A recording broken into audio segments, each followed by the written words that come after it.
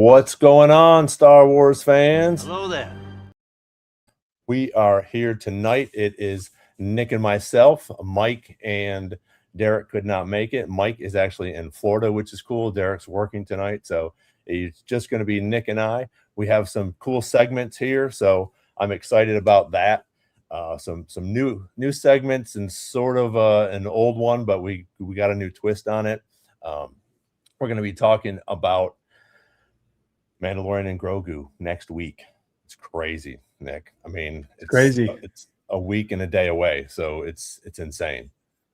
Excited about that. Mall's finished up, so that's really cool. And unfortunately, and we can get into this. I guess maybe this is the biggest news.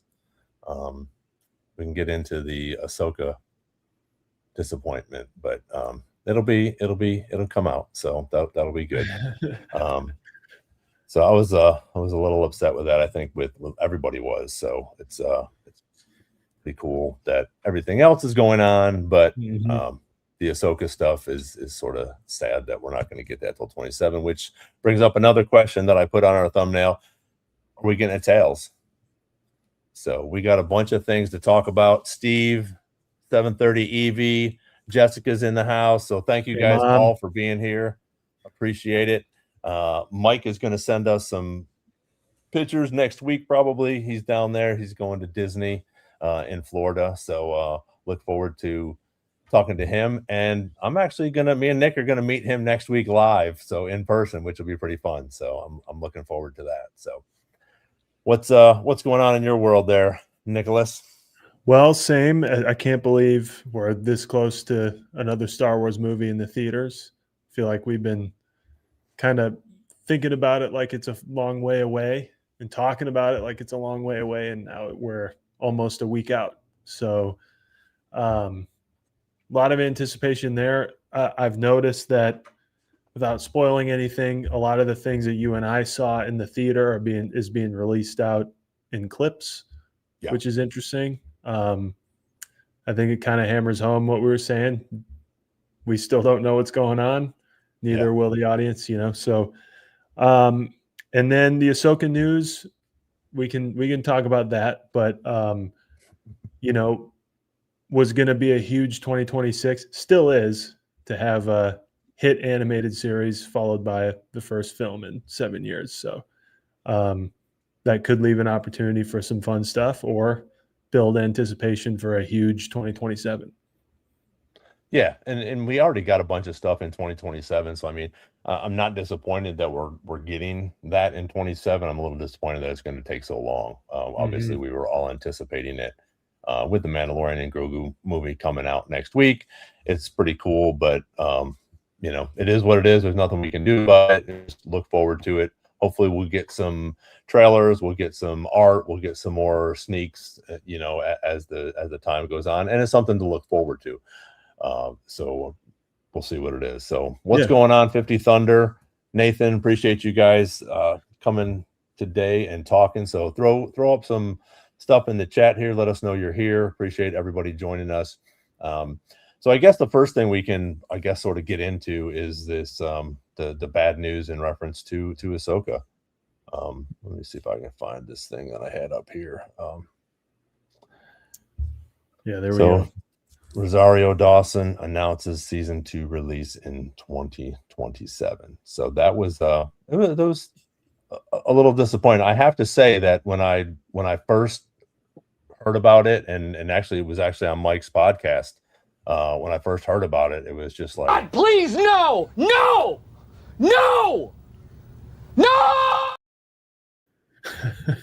like, seriously. So that was, it was crazy that got announced like that. And I think a lot of people were a little upset with that. Even 730 Evie was talking about that as well.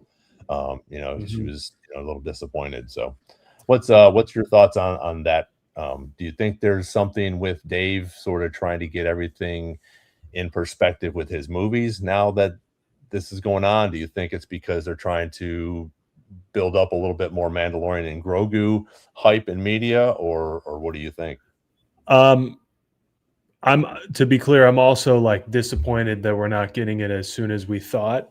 To be honest with you, I was basing my assumption that it would come out in the fall because it based on the fact that it came out in August last time, season one. Um, I don't know if I ever ran into like a confirmed date on the internet. I think we were all, if you can tell me or anyone in the chat can tell me if there actually was a date. I thought I was kind of just running on the assumption, so maybe there never really was a date. So whether it was pushed back or not might be a matter of like our expectations versus reality. Um, I will say, a little disappointing if you'd have said like season one ended and you're gonna have to wait 3.5 years. Yeah, that's tough. But we also got so much Star Wars in between. Um, to answer your question though, Ron, I don't think this is a big deal at all. I don't think it's like a teeing up for movies. I don't think there's a scheme. I think they're going to release it when it's ready, and I would rather them take the time to do that. Whether it was confirmed, Holly just mentioned in the chat that there was no confirmed date, so maybe this was the outlook all along. And if you recall, like Rogue One got redone and reshot very late in its span of being made. Like a lot of what was in the trailers didn't make it into the movie because they changed the movie. Right. They rewrote it, they reshot it, re-edited, restructured everything.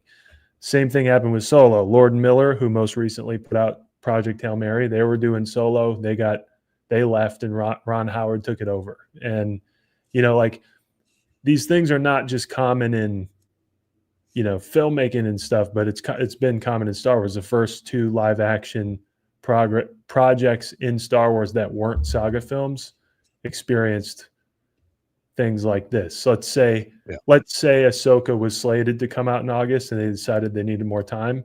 Sure, but I don't think we ever really got a date about it. I was really looking forward to seeing it, premiere within the year, especially right off of Mandalorian and Grogu.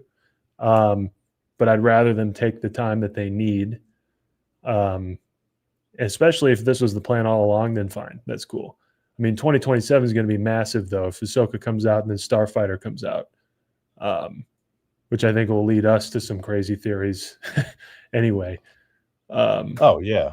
Well, and I think also with Star Wars Celebration. Yeah, oh, yeah, of course.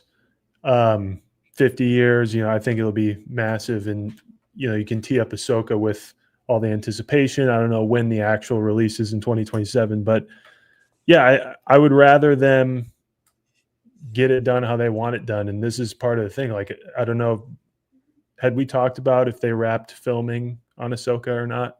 Oh yeah, they wrapped that in 24. And that's and I know, was it Evie that said that there wasn't really a confirmed date, but I think it was 26. It was sort of confirmed, maybe not, but I thought that we didn't know when. Maybe we were all hoping maybe September, October because of the movie, because of what's going on with Mandalorian and Grogu and with Maul. So we're coming at the end of a three things coming out this year, which would have been fantastic.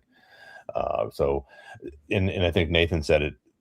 I think that they're probably going to, just make sure that things are lined up for the Dave Filoni movie, to make sure that Heir to the Empire or whatever it's going to come next, that it sort of lines up with Ahsoka, to see how Mandalorian does possibly. But I think it's more to make sure things are lined up with Thrawn, Ahsoka, Peridia, the Abeloth. If we're getting that, we're definitely going towards the Mortis gods. So that's a good thing, I think. I think regardless of when it releases, that's what it's kind of teeing up.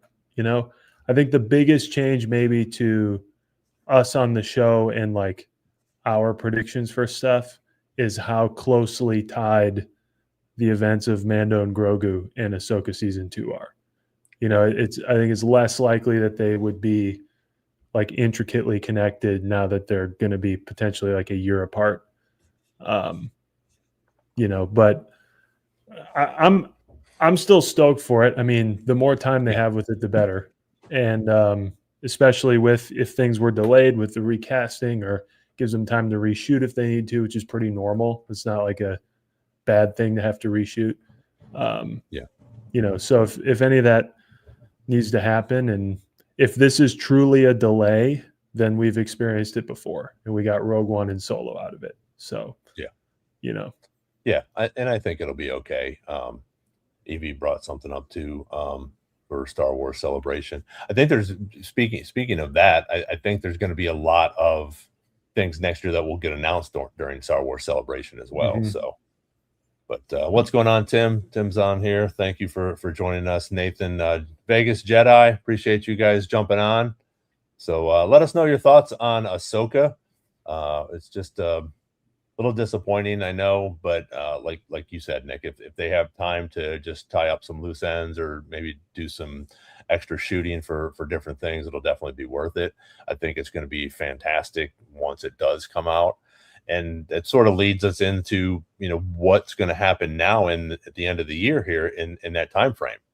Mhm. Uh, I put all those tails up on the thumbnail. Or do you think we'll get a tails, and what type of tails do you think we'll get? And I'd like to ask everybody in the chat as well. Do you guys think we're going to get something after Mandalorian and Grogu? If so, do you think it would be a tails, or is it going to be something else, or we're not going to get anything until some people are talking Maul. I mean, Mhm. how freaking crazy would that be to get 2 seasons of Maul in 1 year? I Yeah. don't think that that's going to happen, but that would be pretty awesome. How far apart were the Bad Batch seasons? A year? I think so. Kind of feel I like think they so. knocked out 3 seasons pretty quick. Um, but I think that also depends, like whether we get a tails or not. Maybe doesn't depend on this, but depends on when in 27 Ahsoka is slated for. If that's like Yeah. you know January, then the build up for the fall would be for Ahsoka, and a tails might make sense to plug in there. But if 2027 means later on in the year, then I feel like we'd be getting something potentially more than a tails. Yeah. Um, but we haven't gotten a tails for a while, so we're kind of, in terms of Star Wars timeline, kind of due for one. You Yeah. know. But what do you think? Well, and Nathan and Evie both said something about the ninth Jedi story. I'm guessing, is that part of the animation, or is Yeah, that it's going to be just something separate? that, I believe, Nathan can correct me if I'm wrong, is about one of the visions, Okay. uh, like one of the fan favorite visions thing. Okay. Yeah. Um, So, and that's my thing. I mean, I'm not knocking Visions. I haven't seen any of them. Actually, I've watched a couple of them. It's not my thing. I know a bunch of people like it. mhm, My son Jacob loves it. He's a big anime guy, so that's awesome for them. So I mean, it's not anything exciting because I don't feel, for me, it's, as far as I know, and like you said, maybe Nathan can correct us on this too. It's not canon, which, not that I try to pull apart canon or legends or anything like that, but I'm really enjoying canon right now because pretty much everything that is coming out is canon. We have the live action, we have Maul, we have the movie. So all of these things are canon. The books, you can correct me if I'm wrong, but most of the books now, all novelizations of that are them, coming all of out, them, they're all all of canon. them. Yeah. So those are, that's what I love about this, to keep it in sync with the characters that we have already. Even if we get new characters like we did for Rebels, Ahsoka was a new character. So things like that, as they continue to go, I think are fantastic to keep Mhm. it in canon. But something like Visions, I'm sure it'll be fantastic. I'm sure it'll do well, but it's not up the alley that I want to go. I'd rather see a second season of Maul, which I find that highly unlikely. But I think in a Tales, like you said, we haven't had a Tales in a while. I don't know if they would do something different, or if they're going to go for a season 2 of Tales of the Jedi or Tales of the Sith. The Underground, that was fantastic. I think we will get some of that. Maybe we might get a cameo or something in um, Mandalorian and Grogu movie. Don't know. but I definitely think we will in Ahsoka, Mm-hmm. and that'll be the interesting part to see what's going on. Yeah, I'm with So, Jacob in the chat. I love the Ronin Visions short or episode. Ninth Jedi is a good one too. So going into Visions, Ron, I thought I would feel like you do. So I'm like yeah, such a lore geek about it, but I actually love that it's not technically canon because it's all just like anything could happen, and it okay, never really involves like anything major in terms of like putting it up against other canon stuff. So in a weird way, you could watch it and it could all be canon. It could be from any time, anywhere, any situation in Star Wars and just be a cool Star Wars story. And more importantly, like it looks insane. Some of them are not my thing. Some of the episodes, they're all different animation styles, right, like each story. Some of them I'm not super into, but some of them are like wildly beautiful and innovative. So I love it for that reason. Like it, it it doesn't really infringe on any kind of like Star Wars canon at right. all.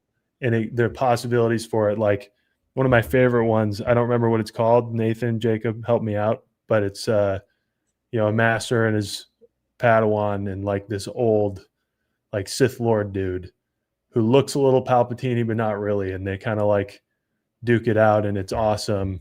Um, but like that could be anybody anywhere at any time. It's just a cool Star Wars story. Same with the Ronin Gotcha. one, Yeah, the thing with the Ronin one is like some of the people they're fighting have like stormtrooper armor, but they're bandits, and it's like, it's set in Star Wars, but I don't think when you watch it, there's no issue canon wise. It's kind of like it might as well be, but because it's open ended, they aren't going to make it canon.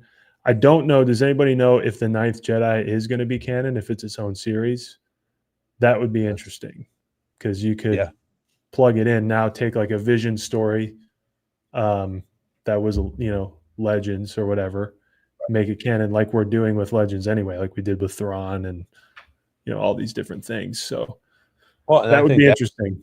yeah, and that's the cool thing about Dave coming into this is he's bringing all of this stuff into canon, which I think is phenomenal, especially all Mhm. the expanded or extended universe, whatever you wanted to call it. But Kevin in Jedi Vegas had a good point. I do think, yeah, I mean, internationally, well, especially the box office as well. Box office meaning, I don't know if you meant Mandalorian and Grogu, but I think as the Vision series and the ninth, I think do fantastic over there. But they also do well here. I mean, they have Mhm. huge, they have huge anime cons and stuff like that. Jacob's got just as many anime pops as he does Marvel and Star Wars. I think probably more. So it's definitely pretty big over in Japan as well. So I think it'll definitely do well over there, which is Mhm. pretty cool. So, Yeah, but maybe I do need to give it a second spin and for just check sure it out. the Ronin one. I think you would really like that one, Ron.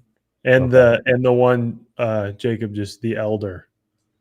That Okay. one is, I think that one's my favorite. But Nice. every Well, like that's you the said, other they're thing too. Oh, they're new sorry, go ahead. stories. No, I was Yeah, gonna say that, like you said, they're new stories, which is pretty cool. if anyone in the chat is a Star Wars Visions head, what's your favorite Visions episode? Because I feel like everyone I talk to about it loves the Ronin one, but has their own personal favorite, and they're kind of all over the board. Which I think is one of the other cool things about Visions is it's like, you know, everybody experiences it differently. Yeah. Um, Does Austin watch Visions? yeah, yeah. Okay. I'll have to ask him what. But I think Visions is also one of those shows. Speaking of what we have going for the rest of the year, if the Ninth Jedi show is still coming out on time, it's one of those things that like people don't watch right away like they would a mall. You know what I mean? Yeah. Like it might be on there for a little while. Like the last Vision season wasn't like a big, huge whoop like any other, like even a Tails. When Tails comes out, we watch it right away. Yeah. So I think if Visions is a more predictable series, people will watch it probably sooner. and then kind of probably fall in love with it, honestly. Yeah. Yeah. That's cool. So I did want to bring up a point. I don't know if anybody has noticed it. I have a new backdrop tonight. So that's why I wore my Millennium Falcon shirt. So Let's get you it's not a blue screen. It's a green screen or anything like that. I also have R2 here. Oh, yep. And C3PO is over here in the corner with us as well. So just a new little setup for this week. We will be live next week, but we will be in Boston, which will be fun. So definitely looking forward to that. It's going to be a good time up there. We're going to see a great movie. We have a couple other content creators coming, along with people from the chat here. Myself, Nick will be up there, and obviously Mike will be there. So if you guys can make it up there, that'd be awesome to see everybody, meet everybody in person, and have some fun times. We will have something fun next week for you guys, so make sure you tune in. Mike will be there with myself, I think Nick, and then we have another content creator coming on with us next week from Boston. So that'll be pretty cool. So yep, Holly, we'll see Holly there. So that's awesome. Appreciate it. So Steve, appreciate you jumping on here as well. I know it's late over in the UK, so always crazy. appreciate our UK people jumping on there. So yeah, so yeah, That's I like commitment. this. Huh? That's commitment. Yeah, exactly. We appreciate it. Yes, absolutely. So what else here? We had so my thing, I'm gonna jump back into Tails. I Yeah. think that we could possibly get a Tails the end of this year. I know, like we've just been talking about the Vision or the ninth Jedi. I think those things are a little bit of hype right now. I don't think they'll get the hype like obviously like Mandalorian or Ahsoka, but I think that it's going to be something this year. I think if they're taking Ahsoka away from at least what we thought was going to happen this year, I think that they will give us something towards the end of the year. Maybe it's a little further out instead of September or October. Maybe it's going to be a November or possibly a December drop, because what they've been doing with the Jedi or the Tales is dropping all of them at once, which is fantastic, because then you can just binge them. I mean, it only takes you about 45 minutes because they're only 15 minutes long, but there's so much extra information that you get in these, just like we did with Cad Bane and Asajj in the last one in the Underground, which was fantastic. And I don't think they put these out just for us to enjoy. I think they have something behind them, which is also going to be interactive with what's going on in the Star Wars use, whether it's the Mando verse, whether it's going to be another animation that could possibly coming out. So I think that'll be interesting, what they're going to do towards the end of the year.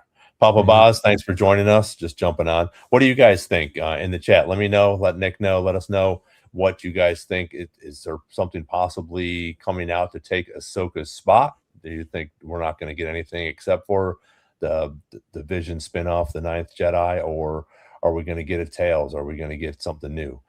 Does anybody think we're getting Maul Shadow Lord season 2 then? Which would be fantastic, but I don't think we'll get that one. No, So, I think the Tales, I mean, it's been a little while, right, since Tales of the Underworld. So, yeah, I think, like I said, we're due for one. I think it seems like whenever they do a Tales, one of them has something to do with something that has either just come out or is about to come out, and the other one is more its own thing, right? So in the context of Tales of the Underworld, like we were all wondering how Asajj is still around, right, in the Bad Batch. She dies in Dark Disciple, that whole fiasco of fans kind of trying to figure it out, and then they cover it in about 3 minutes, and it totally wraps it up, like totally fine with the outcome, and then has her own Tales thing. And the Cad Bane's like for fun, And then we got, like, in Tales of the Empire, we got a Morgan Elsbeth one that nobody was asking for. I've said that a bunch of times.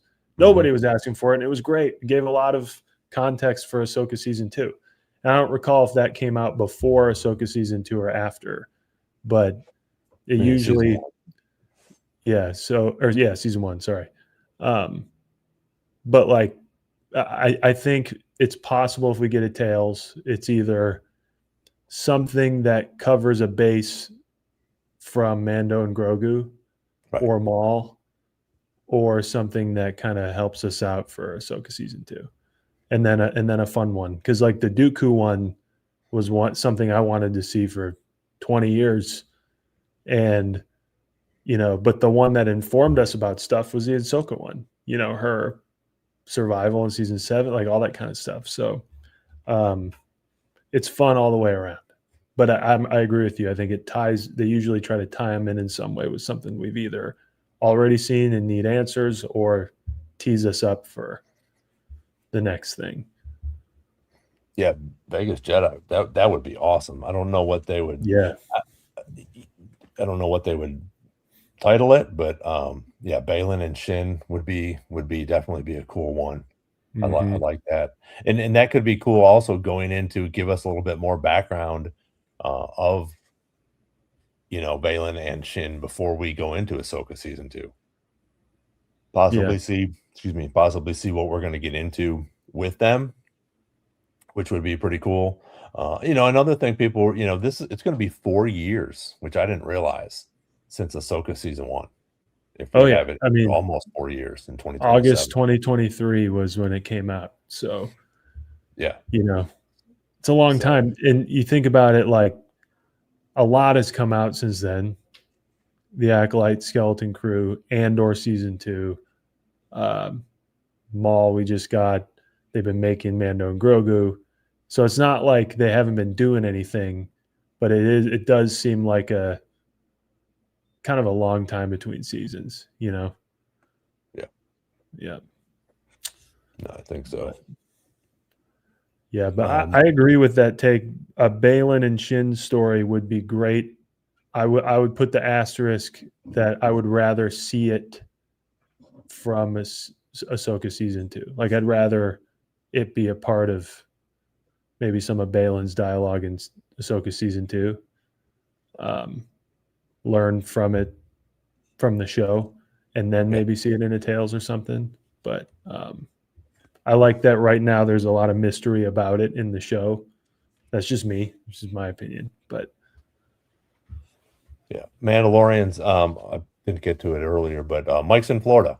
He's actually going down there. So he won't. I don't think he has a podcast tomorrow or Saturday. But definitely check it out on Tuesday. Him and Derek were going to try to jump in here if they could, but I don't know.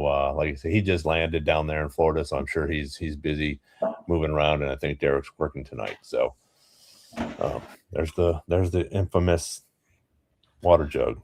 without Mike here, I've got the biggest jug in town. That's right.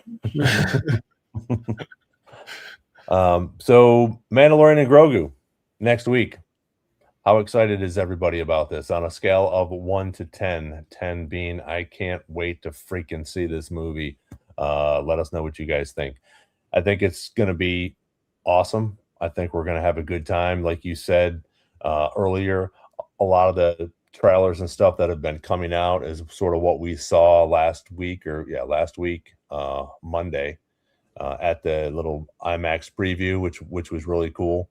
So that was a fun thing to do. I put a little short out about that if you guys haven't seen it yet. I also ended up dropping the short for all the shirts that I have. I got a couple parts to it, but part 1 has dropped with the first 50 shirts. So have to go check that out. So what's your hype level for Mandalorian and Grogu? Are you like, this should be pretty good, or are you like, I can't wait to sit down and sit in the theater and get this? Yeah, I would say my hype level has more to do with going to a Star Wars movie than like being hyped specifically for Mando and Grogu. Not that I'm not. It's just like I really want to get back in the theater and see a new Star Wars movie again. And that's what's kind of dominating my excitement. Because when it comes to Mando and Grogu, like, you and I saw the first 30 minutes or so, and still don't know what's going on, right? Yeah. In a good way. And so I I'm not going in there with any kind of like expectation of what I'm going to see or anything, which is part of my hype too. So I think it's more like I'm excited to go into a Star Wars movie where I don't know what's up Mhm. and ready to just experience it and then go right back in and watch it again and with new eyes and like the whole experience I'm just looking forward to. It's been a while. You and I went and watched Revenge of the Sith and that was amazing, Yeah. but we've seen it hundreds of times. So like um I miss the feeling and it's good to be back. Yeah, I So think it's gonna be fantastic. I wanna say hello to Brandon Baker, saw you got on here, hello, and, KG, stick around for a little bit, we do have that segment coming up, so if you guys go back and, check that out, we will do the mic drop this week for sure mhm. and get everybody's, opinion on that. So, Nathan says you can buy the popcorn bucket at Walmart. That's pretty cool. Dang, Not pretty bad, not bad. cool. April, welcome. So I just saw April jump in there. So, and Evie agrees with you. But yeah, I think it's going to be fun just getting back into the theater. Like Mhm. when in that IMAX with it just so loud, it was so awesome to hear that, and pick up those things. As much as I like the subtitles, and when I'm sure when it comes on TV, I'll have them on and we'll pick up a few more things, Mhm. which will be cool. But when it's that loud in the theater, you don't usually miss much, even when they're Yeah. whispering, Well, which and which is cool. we're obviously planning on seeing it more than once. Oh, yeah. So I'm pretty sure these days you can go to screenings that put up subtitles. So maybe on your third or fourth viewing, you could make sure it's one of those or something. I don't know. Yeah. but but yeah, I Well, agree. Like that sound is like it's hard to miss anything, especially even like little stuff. yeah. I'm not trying to. I'm not going to say anything. I don't want to get in trouble, but you know, there were some No, I things don't. like I think you can hear it in the trailer, but like when the Hutts talk, it's like the IMAX sound gives it like a little more than even like what Jabba had going on. Like Yeah. it's very cool. Like Star Wars, if they get anything right, it's sound design for Yeah. sure. So Oh, yeah. Yeah, absolutely. It's just gonna and I think it's still gonna run wild. Again, it's funny because I'm still getting shit online about, $2 billion. I mean, that was my prediction. I mean, if yeah, it doesn't make it, okay. Well, I mean, then it doesn't make it. Okay. I was yeah, wrong. It's okay. I've been wrong before and I'll be wrong again. I mean, it's not a big deal. That's something that I think would be awesome to see. I think that this is going to be a movie for and correct me if I'm wrong, for the first 25 minutes, dude, I mean, it was just boom, boom, boom, boom, boom, yeah, action, yeah. So I mean, it's going to be a phenomenal movie. We have It these was. things. It's not episode 4. It's the Mhm. Mandalorian and Grogu. It's in a movie theater in IMAX. And Yeah. everything that we've heard Dave and John talk about this movie, it's going to bring you back. And I thought it did.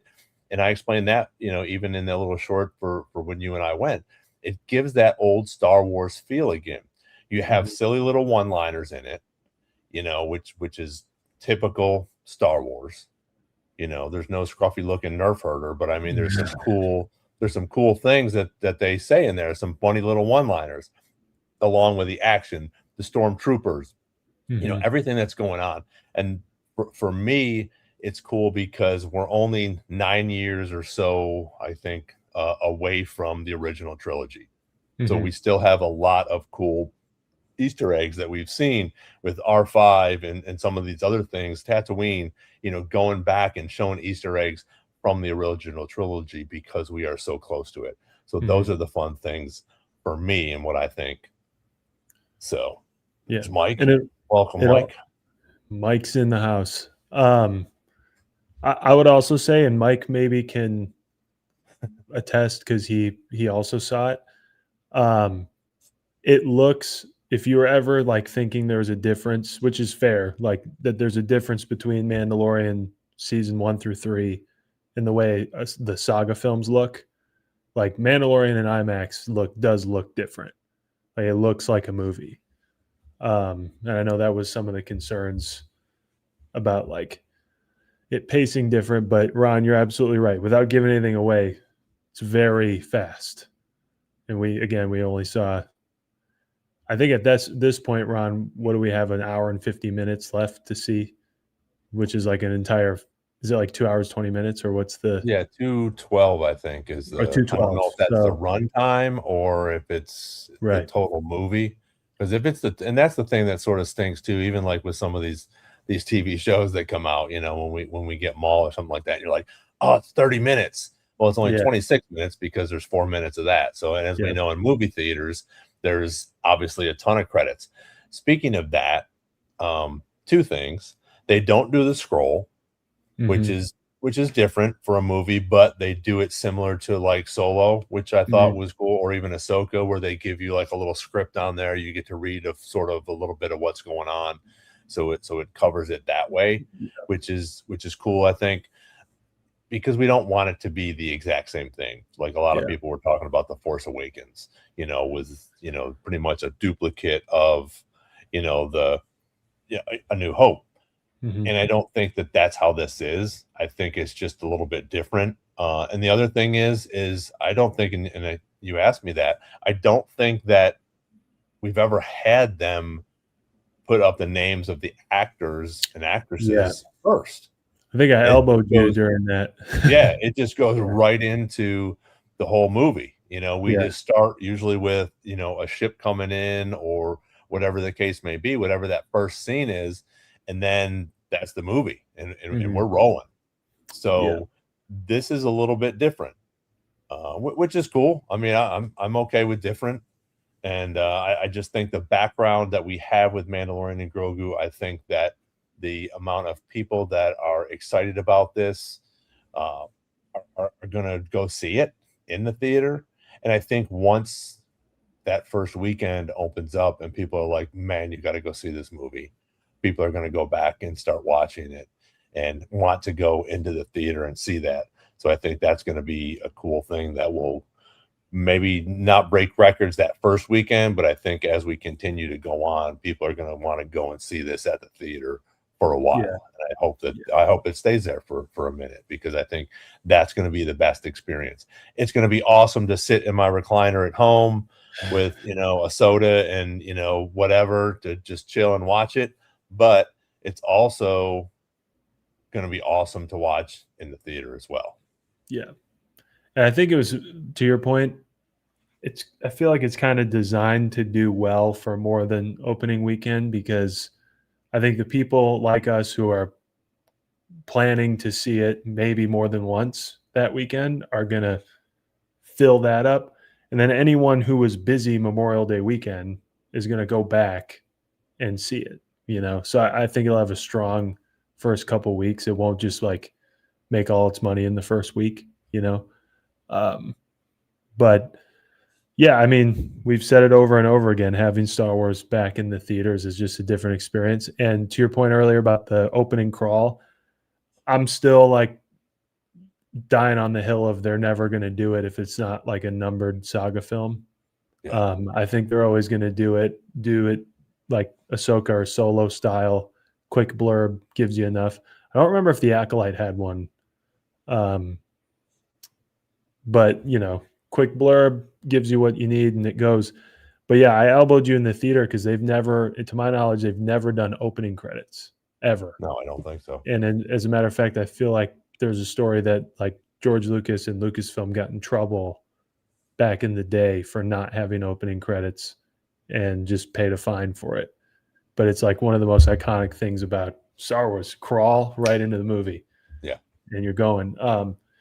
Which is not like a bad thing about Mando and Grogu at all, guys. I just thought it was interesting. And there's some I would encourage you when the opening credits are happening to be paying attention to how good everything looks around it. Um, we all know who's in the movie. Good for Right. them. But everything that's going on around it is just makes you feel like you're in Star Wars. So Yeah, and I think that's the fun part about this, that we're getting it back in theaters and we know these characters. So we don't have to waste time building, storylines for these characters and backgrounds and things like that. We already have the background for both of the main characters and most of the other characters. Now, with Sigourney Weaver's character, we're going to learn a little bit about, what's going on with her, but, if any of the other, little cameos that come in, we're still going to have a background on most of the people that might pop Mhm. into this movie. If Bo-Katan comes in there, we already know what's going on with her and the other Mandalorians at this point.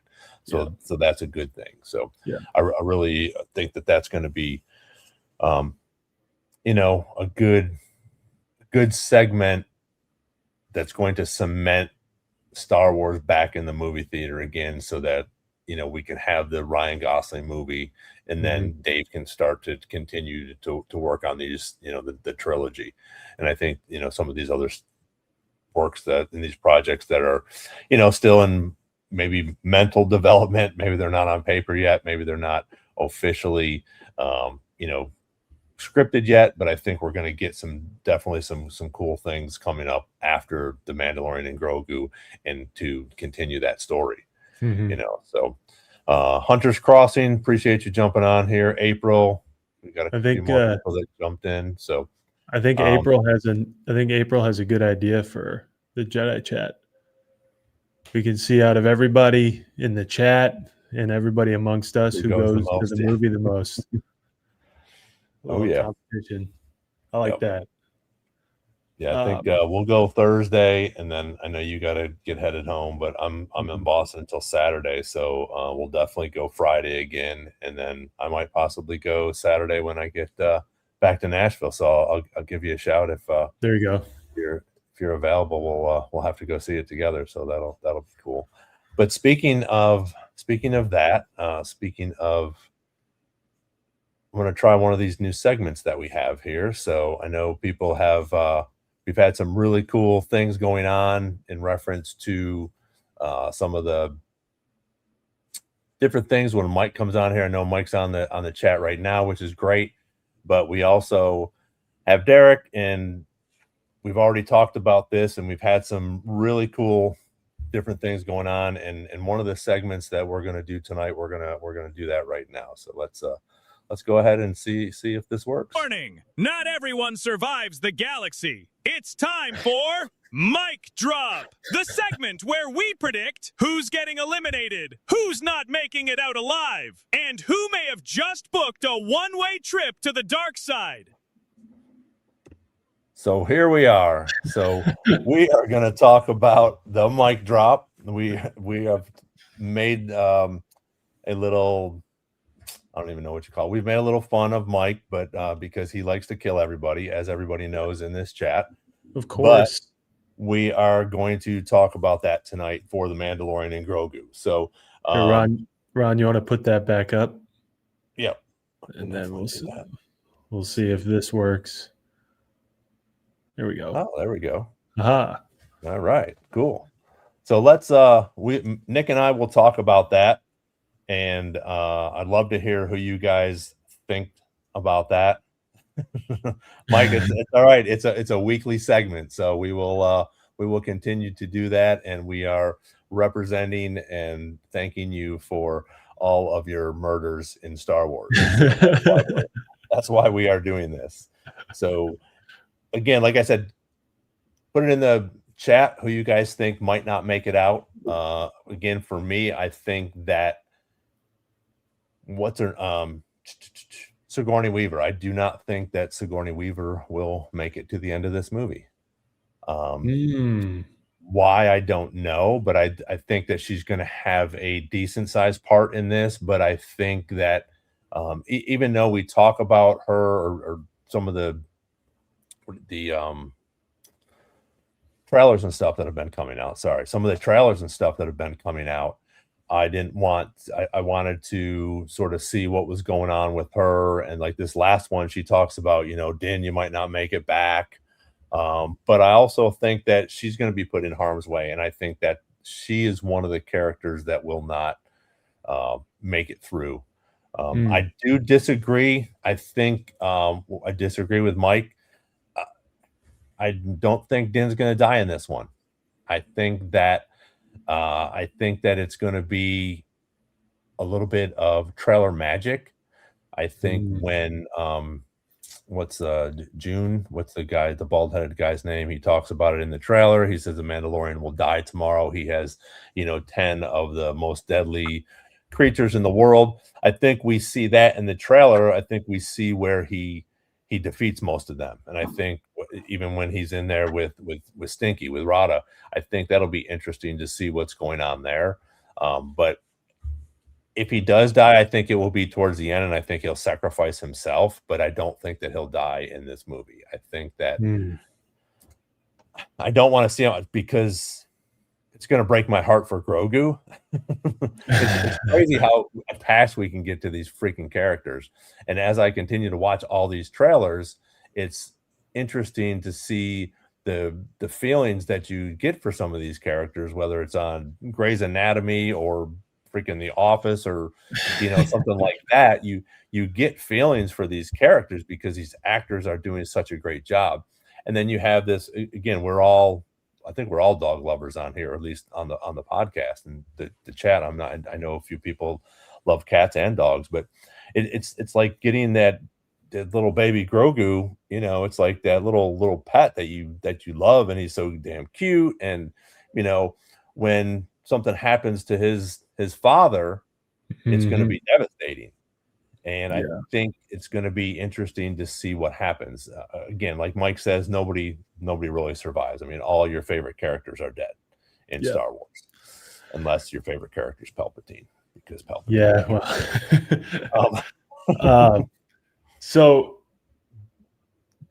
let's go back. So at first you said, who was your first mic drop? Yours. Mine's going to be Sigourney Weaver. Yeah. Okay. I saw in here Spybot mentioned, not to switch shows, but like I didn't think Spybot was going to die. So you think she'll, whatever pops off, she'll die in some way? Because Nathan in here has been teeing up a theory. He thinks she's a double agent. I think that'd be pretty cool. It's the right actress for it, Yeah. But I think Nathan, like if your theory is correct, then yeah, she for sure will die, maybe, or becomes a part of a larger story. Where do you see that fitting, Ron? Honestly, I see it in an X-wing. If she's going to be a pilot, whether she's a captain or a general or whatever, I don't even know if we know her rank yet, but I think it'll be in an X-wing. I think it will be in a battle. So again, it could be a Haldo move, where she sacrifices herself. Yeah, one of the poor Anzellans. Yeah, definitely one of the poor Anzellans is going to be gone too. Like I said, it's getting eaten by Mark, the dog, Embo's pet, which will be good. And I'm rewatching. Mike just said he's rewatching Ahsoka. I'm actually going through Mandalorian right now. I'm just finishing up with season 2, which is, as we all know, freaking awesome. And I think season 3 is as well. And Mike will attest to that because he just got done with season 3. So those are cool things to be brought in there. But again, we see, these different characters die as we go along. So my thing with Din dying in this movie, I think it would be an interesting theory if they kill him off in the first movie.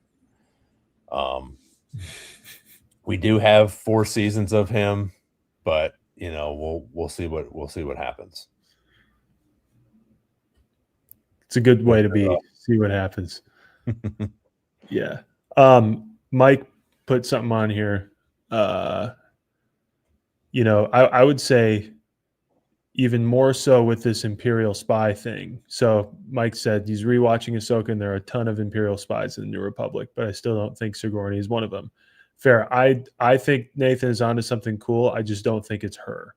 And the reason why I think we should look out for it, though, is because not just does that happen in Ahsoka, but there is an entire story arc in Mando season 3 about this very thing.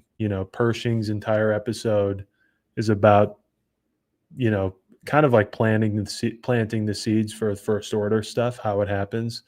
planting seeds for some of the novels that came long before it that are canon. I've said it to you guys a lot that I think to expect some like Mandalorian specific storylines that carry from season 3 to the movie, because that's where we're coming from.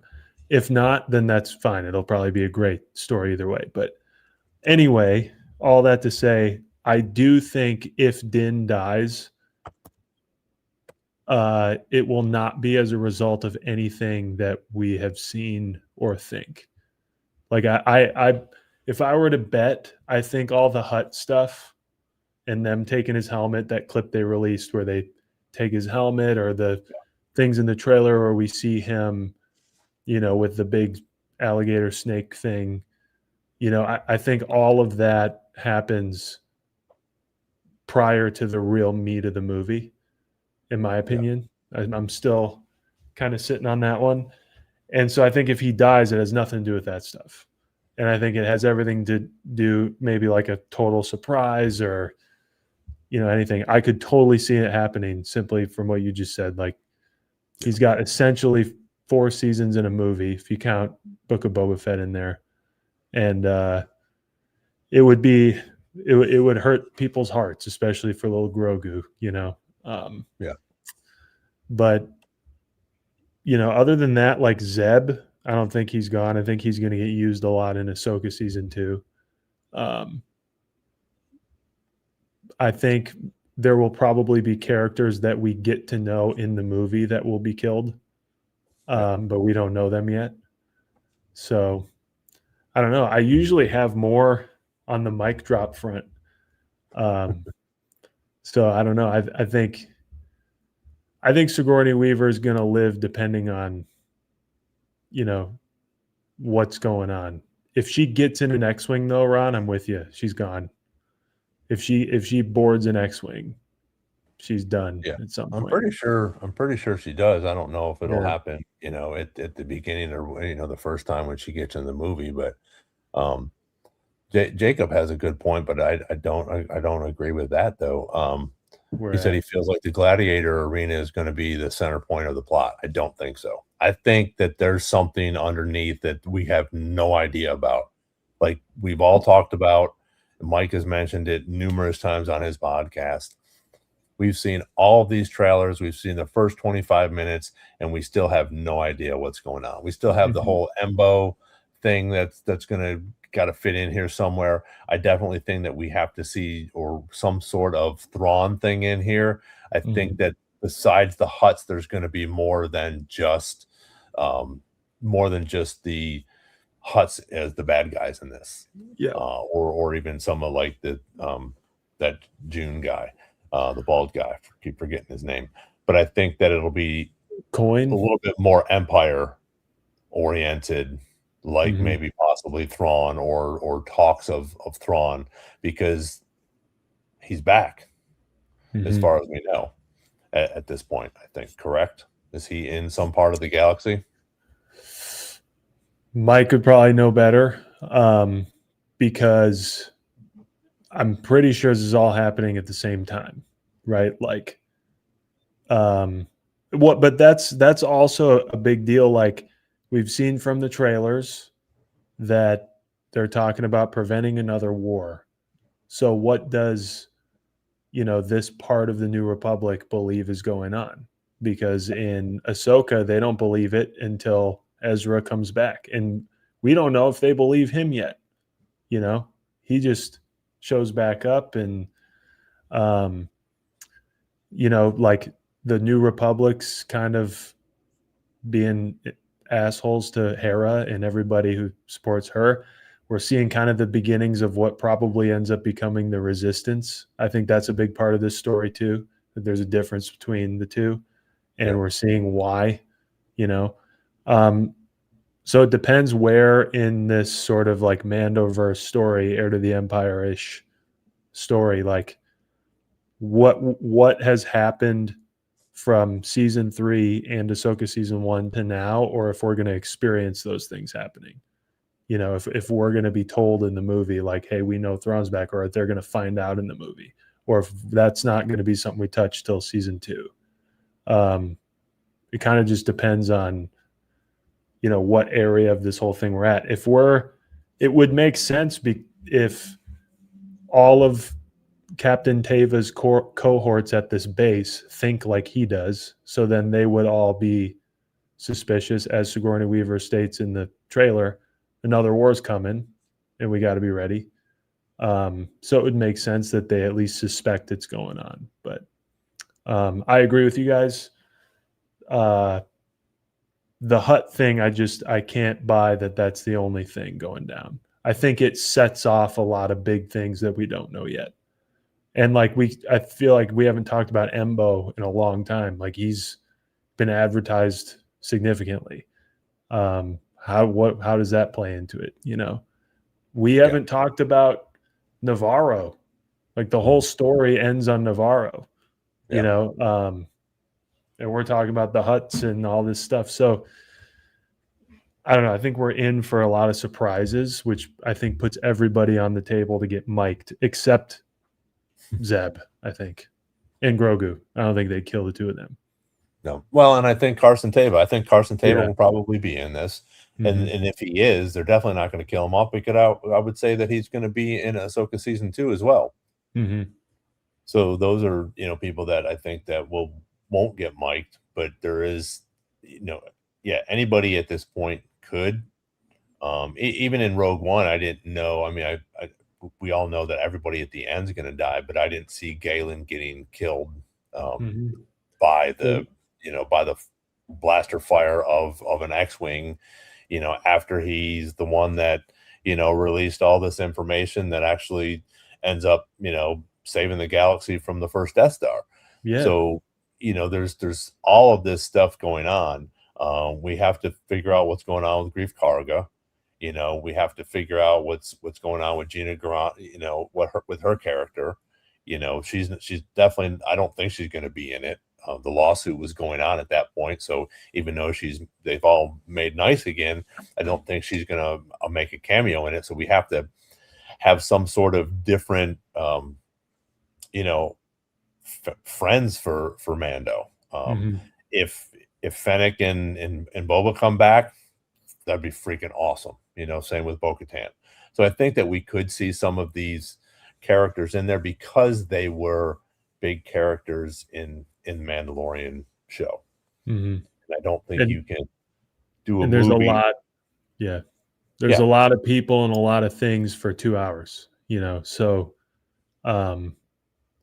maybe this is its own thing. And in that case, Jacob might be right that it centers around whatever takes place at the Gladiator Arena, whatever. But I think we're going to be, I also don't think that Lucasfilm and Disney would put out this much, especially in the way of the clips they're putting out, if the movie had anything to do with it, Yeah. No. Welcome, Chopper. Mike's actually in Florida. He was on here for a little bit. Not sure if he still is. So I thank Mike for jumping on here for a little bit. Thank you, Chopper Base, for jumping in here as well. Yeah.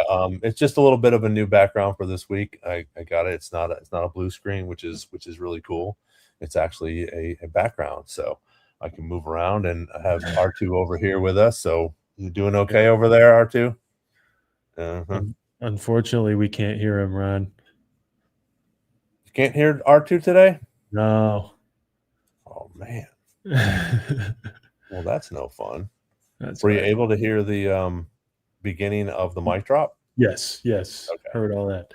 But speaking of, if anyone has joined since we started it, the mic drop is now famously a part of Jedi Chat lore, where we discuss what characters are going to die or have died. So we're talking specifically about Mando and Grogu. If you're just joining us, put maybe a list even of who you think is going in the chat. And if we haven't talked about them yet, we will. Also, should note that we're doing Q&A tonight later. So if you got any, throw them in the chat. We're talking about them. Yep, we are on mic drop right now. So if you guys have any predictions of who might die in The Mandalorian and Grogu, would like to hear them. I said Sigourney Weaver. I think her character will die in this. I don't think Din will die in this one. If he does, so be it. I Mhm. think that, and that's my thing with Star Wars. Even like I've talked about with the sequels, they weren't my favorite, but I mean, I'm not going to shit on them. I don't think they were that bad. There was some things that I was like, I would have done that a different way. But Mhm. all in all, I think they had some great points. I think we're starting to get a little bit more information to learn about these.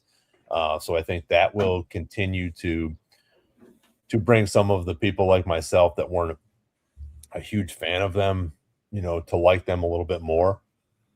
I mean, don't get me wrong. Oh, excuse me. Don't get me wrong. I've seen them numerous times. I still enjoy watching them. And it's just like it's funny because even for you guys at this age, but people my age, when the prequels came out, people just wrecked them. Mhm. Wrecked Hayden, wrecked Jake Lloyd. I mean, Jake Lloyd, like they killed his career because Yeah. they made unfortunately, for him. But I mean, they all I thought did a great job. I mean, people bitch about Anakin being this little whiny, teenage boy. Well, guess what? Most of us Yeah. boys when we're teenagers, we're whiny little brats, Yeah. and this and that, and you're going through hormones and you're going through life changes, and now all of a sudden you have these powers and you're out, with somebody else trying to help save the galaxy. So Mhm. these different things that went on, and now Hayden is worshipped for Mhm. his, for what he did in those movies, which is rightly so. I think he did a fantastic job. And I think that, George did a fantastic job, with those. And as we have continued to go through with the whole Disney turnaround, I think they've done a good job with that. And I think if we can get something, I'm going to say it now, but something for the Acolyte, you know, uh, Mhm. for a season two, that would be phenomenal. I think it could help the ratings on season one. I think it could maybe possibly bring some fans back around. Speaking of that, it was funny. I was out of town working a couple weeks ago and came across another Star Wars fan, and he was a fan. Anime, or I mean, animation, did all of it. We chatted for probably about a half an hour, and he walked away, and I said, which is this is crazy because I think this is how it's going to be from now on. I was like, "What'd you think about the Acolyte?" And it was a whole shift. I could Yeah. I could see I could see his wheels starting to turn in reference to the Acolyte, and he told me some of the things that, and he went right into the things that he didn't like about it, and, Mhm. and that's okay, because there's some things in there that were, could have been explained a little bit more, maybe could have been drawn out. I know the whole turning the kyber crystal, red just like that. A lot of people were unfortunately a little disappointed in that. But I think if we can get some more, if we could get a season two, if we could get some more information about these type of things, it's going to bring the ratings up on these because they were really good. And some of the people that were disappointed in how the story went, if we possibly, get some background into this, you could see where this was going, Mhm. you know. So, but that's my little rant on the Acolyte. Sorry, No, it's sorry to funny, make a like, laugh. it's funny that, like, the goalpost shifts, like, for a long time is like, "So what'd you think of the sequels?" And now people say, "So what'd you think of The Acolyte?" And, there's always gonna be a, "What'd you think of the prequels?" Right. Um, you know, I was talked down to by grown adults when I was a kid for liking the prequels as, like, a, small child. So, Yeah. don't tell me this is new, this is, Ron, you've seen it all, but I've seen a lot too, and, Yeah. I think the more I think the more everyone in the chat knows this, but like it's hard to for people that don't watch the show or like maybe are more people you meet in the wild who you're talking to about Star Wars. Um, there's a weird kind of like expectation that we have where we see it, and if you don't like it, you might be like disappointed, but you know, like more is on the way. You know what I mean? Like if you see something like, say, I guess the Acolyte's the example. If you even like the Acolyte, but there was stuff you didn't, and you're like, why is that a thing? You at least, I think the people in this chat and us like know, well, eventually there's going to be something that kind of like smooths that out for me, right? That's how Star Wars works. In many different mediums, they do it. Obviously, I think we all wish it would happen exactly how we want it to when we see it, but like it's not the case. You and I didn't make it, so tough shit, I guess, is the is the thing. But I think we have this understanding that the world is always getting bigger, and same thing with what we're doing in Mandalorian. Some of the things in the whole Mando verse might get addressed by this movie, and you're not even expecting it. And it was like a huge deal 2 years ago, and they'll get Asajj Ventress, like I brought up earlier, maybe 2 minutes, maybe 3 minutes in Tales of the Underworld, squashed an entire year of people bitching, and I think as a Star Wars fan, we kind of know that's coming and got to enjoy it for what it is.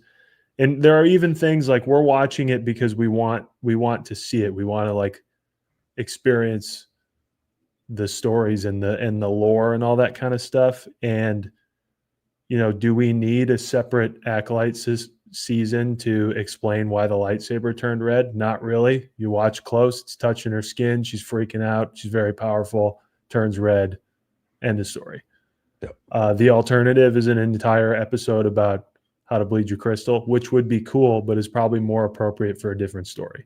Probably more appropriate for like a legacy character, so it'll do that like in different ways. So there's my rant.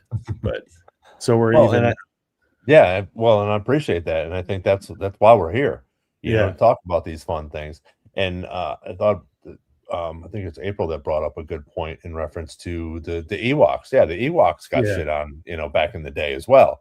Which again, and even like with Jar Jar, I sort of in my head canon, I compare the Ewoks to Jar Jar because if you don't have either one of those, the story changes.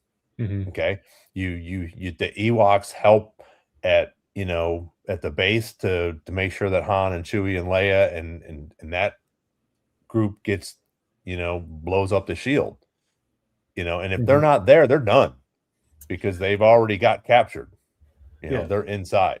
So, and that's like a cool thing with Star Wars that kind of just requires you to sometimes use imagination in a way. Like if you don't like the fact that they're a bunch of teddy bears, that's fine.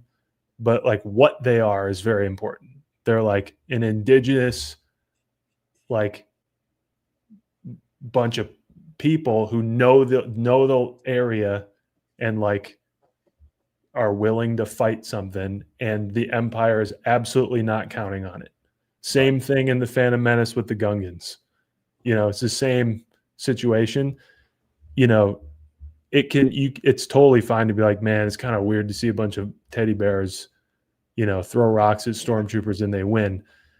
I could see that if I was in the theater in 1983, but it's more like what they are as a story than the fact that it's like kids in teddy bear costumes, but the Ewoks, the Gungans, they're all like representing a situation, like you just said, like without them, this thing doesn't happen. And they're the unlikely underdog. And, they're obviously overlooked and kind of fight for their spot. So that's a very Star Warsy thing. And if you don't think Ewoks are cool, go ahead and YouTube the what's it called? The Star Wars Battlefront did like an Ewok hunt, which was like a horror version of the game where it was like totally dark. And the only light you have is you're a stormtrooper. And the only light you have is from your blaster. And they are terrifying. They're like coming out trying to eat you. And like, it's crazy. Just YouTube that. And like, if the movie didn't satisfy you, you can at least use your imagination of like, man, if there were little tiny bears that were intelligent enough to have like a civilization and set traps and all that shit and survive on Endor, then yeah, sorry it didn't come across on screen in 1983 like it did on Star Wars Battlefront. But you can imagine how that would be kind of crazy, you know? Yeah, Jacob So, said it was the scariest shit, the Ewok hunt. yeah, it was crazy. And they just like Well, put it out and took it away. Yeah. Like it Oh, wasn't really? out that long. Yeah, they just put it But you out can on like, YouTube it? oh, for sure. Okay. You got to be able to. But Nice. yeah, Well, and same with Jar Jar, because again, as goofy as he was, and as he started to grow on me a little bit more as throughout the Clone Wars, because he's still goofy, he's still clumsy. That's just part of his character. But we don't get Palpatine to get his emergency powers without Jar Jar there. or Whether even we people don't. think he's a Sith or not, whatever, it is Mhm. what it is. But I think that will be that's the infamous part about Jar Jar, is that he was the one that pretty much put Palpatine in that spot. Well, even before that, like Phantom Menace, if people weren't so like turned off by Jar Jar and enraged by Jar Jar, I think they would have noticed, like, if you watch any of the bonus material of the Phantom Menace of like what George Lucas thought was like the biggest part of the movie, it's the battle. Like when you watch the footage of them making the Phantom Menace, he's like fixated on the big battle. Like the Naboo have their battle in town and the Gungans have their battle out. It's like this big, huge battle. He's not talking about Duel of the Fates with Qui-Gon, Obi-Wan, and Maul. You know, he's talking about this big battle because it's a big deal. Like these people that share a planet back against the wall, make it happen. And they're the underdogs and they win. And it kind of, for the moment, it messes up Palpatine's deal or Darth Sidious's deal. Trade Federation gets captured. He's at risk, you know, this whole thing. But out of it comes an opportunity with Anakin. And the only dude who could make that happen was Jar Jar, bringing them together because they hated each other. So even before the emergency powers thing, it's like a big deal, but maybe a little overlooked because Gungans are not everybody's favorite at the time.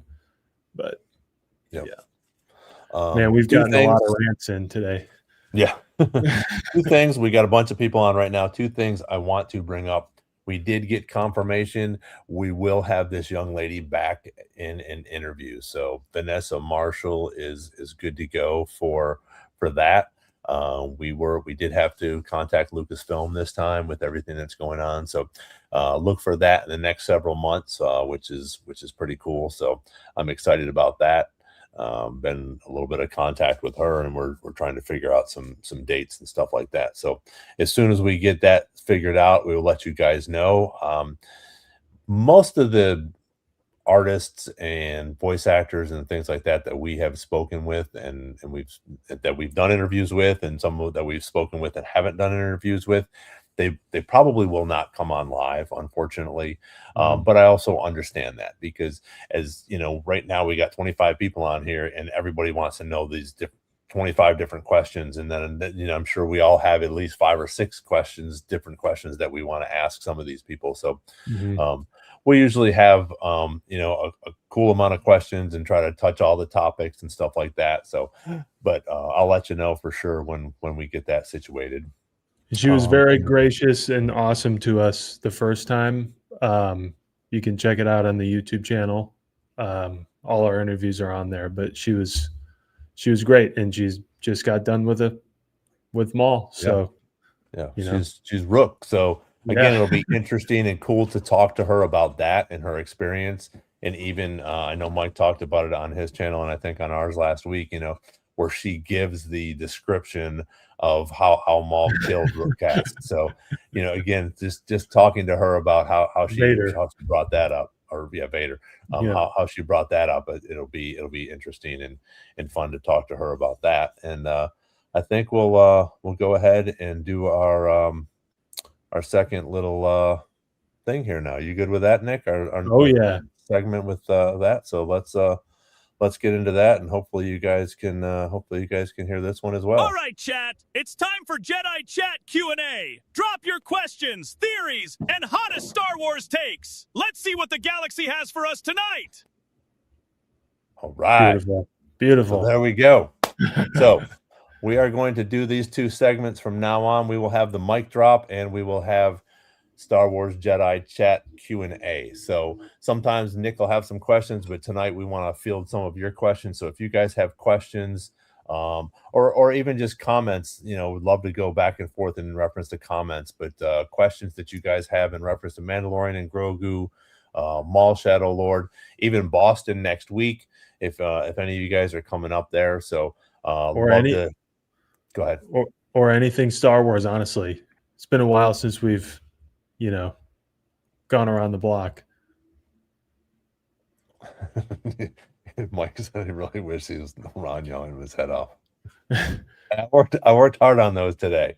Yeah. So, yeah, we had a good time. Those are fun. And we were going to do this every week. So next week, Mike, we're going to have both those segments, mic drop and Q&A, and we will continue to have those. So if you guys think of questions during the week that you want to ask us, when Derek and Mike are back, especially Mike's going to be in Galaxy's Edge for the day, so he'll have some cool things, I'm sure, that he'll share on his podcast on Tuesday.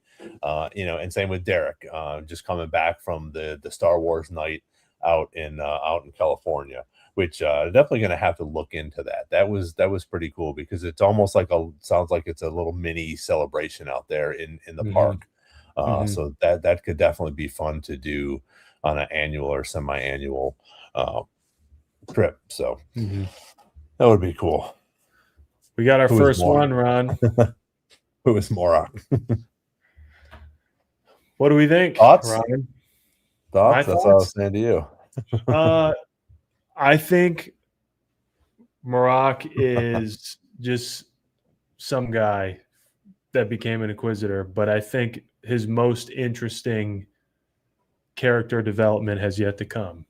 So I don't think, I know we were floating the other week that maybe he's already deceased and brought back. I don't think so. I think he gets killed or severely injured and becomes a part of the Dathomir thing. And I think that's where, how he winds up with Morgan Elsbeth. I think that's kind of like the meat of who he is. But at this point, I think he's just like an Inquisitor, kind of like, who were all the other Inquisitors? Barriss, it's a cool one, but like all the other ones, I don't know. I have no idea. And, Grand Inquisitor is a temple guard, that sort of thing. But right now, I think he's just Morak. I think he becomes much more interesting once we know from here to Ahsoka what happens to him. How about you, Ron? I'm not sure, honestly. I have no idea. I think he's a Jedi, obviously, but I don't know if it will be someone that we know. I don't think it will be. I think it'll be just a Jedi, and if we ever find out, who knows?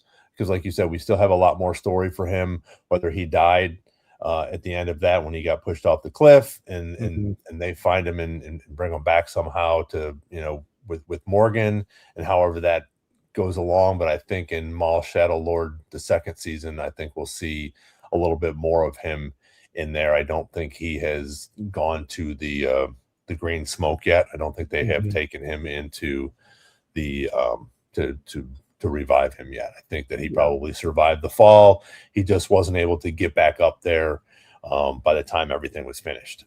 So I'm gonna do these next two. I'm gonna do this one. Oranges are a little bit bigger, and I think the clementines are sweeter, Mike. Okay. They probably have a whole bunch of them in Florida. Second, it's Star Wars questions, but I will answer your next question as well.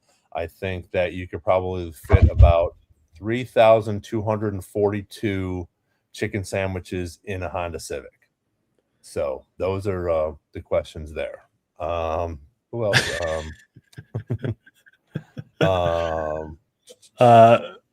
Should we do? We got a whole bunch. Wow, you guys are awesome. Thank you for doing Holly? This. I was looking at that one as well. I think that would be awesome. I think we will at some point. Mhm. I would love to see him in Mandalorian and Grogu as it comes out, because, like I said, Mando's going to have some friends as we go through this movie, I think. Yeah. And if we don't see Boba Fett or Fennec or anything like that, we're going to have someone like Hondo. I would almost think we would see Hondo in something like this instead of Ahsoka. I don't really see a need for him. I mean, there's always a need for him. We could find, wherever you're going or getting into, or some sort of pirate thing that he can sneak you into or get you out of, for sure. But I think we would almost need him more in Mandalorian and Grogu than we would in Ahsoka. Mhm. Yeah, I think, if only we had Derek here, because I don't remember exactly the details, but, like, they kinda went out of their way to make him to make the Mandalorian and Grogu a part of his thing at the park, and to me, like, I don't know, that seems a little too coincidental, right? Like, the Hondo has the ride, Smuggler's Run. They kinda went out of their way, not just in the park, but from a, announcement level to say, "Well, yeah, Mando and Grogu are there with Hondo," all that. They're just off screen. So, I think that puts the likelihood of him being in there higher than we would normally say. I do think if we were to ever get, say, Skeleton Crew season 2, that'd be his Oh yeah, that'd be his jam. yeah, Um, absolutely. so, Well, and I also think with the new Star Wars Disney stuff coming out with that ride, if mhm, Hondo is still associated with that ride, there's a good possibility as well that we could see him in Mandalorian right. Grogu. And I would think he would be, because animatronics are not cheap. So I don't think they would just get rid of it, a handful of years Yeah, in. But who knows? yeah, They update the park all the time. But yep. I'm gonna go to 7:30 Evie here. What made you Okay. go all in for Star Wars? You asking Ron, me? you want it? Yeah. Okay. Yeah, I was looking at that as well. So, again, appreciate. Hopefully, we're going to try to get to all these as we go along. Um, I think it was when the prequels came out, because again, I was younger. I was 10 when A New Hope came out, and loved it. Empire Strikes Back, my favorite.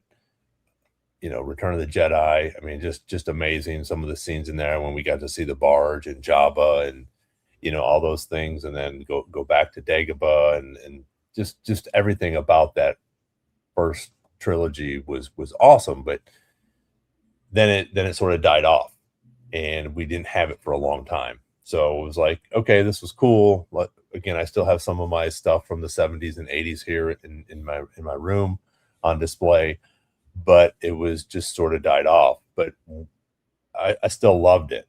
I didn't wear. I don't think I wore too many Star Wars shirts in high school at that time. So there was a lot of time in between. But once the prequels got announced, I mean, first of all, my head exploded when we got that. Mhm. I thought that was amazing. When the prequels were announced, for me, it was, very, very similar to the whole, I'm trying to find it here. I just downloaded this just for today. When the prequels were announced, it was like this. Hey, I'm sorry that took so long. I've been trying to get all my tech gear situated. Good job. But how was we got to see new characters. There was talk about, how Darth Vader became Darth Vader. Mhm. Obviously, we didn't get to see that, but there was talk about a lava planet and different things. And you had Splinter in the Mind's Eye. We had different books that had come out. But when they came out with the prequels, and we got to meet a young Obi-Wan, and we got to see Qui-Gon and Maul, and all these characters that were associated with now Anakin Skywalker, and we got to see Anakin grow up and turn into this, and you have a little bit more empathy for him, I think, as we watched him grow up. So for me to go all in was when the prequels came out. I was all in.